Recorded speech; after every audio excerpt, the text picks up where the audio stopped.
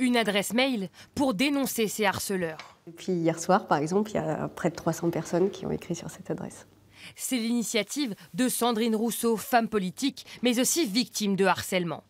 Le principe est simple, envoyer un message à suis-je toute seule @gmail.com. Parler pour panser ses plaies, mais aussi pour agir. Dès qu'il y a 5 personnes qui désignent un même agresseur ou violeur, moi je propose juste de les mettre en contact. Je dis aux femmes, est-ce que ça vous intéresse d'avoir les adresses mail des autres?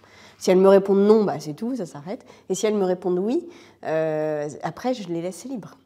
Rassembler les victimes d'un même agresseur pour faciliter une possible action judiciaire. Quand on est 4, 5, 6, 7, 8, 90 dans l'affaire Weinstein qui parlent en même temps, là, quelque part, la place du doute se restreint. Une démarche qui séduit les Lillois. Je trouve que c'est une super initiative parce qu'on n'a jamais le... Enfin, ça m'est pas arrivé, mais on n'a jamais le courage, je pense, de parler de ces choses-là.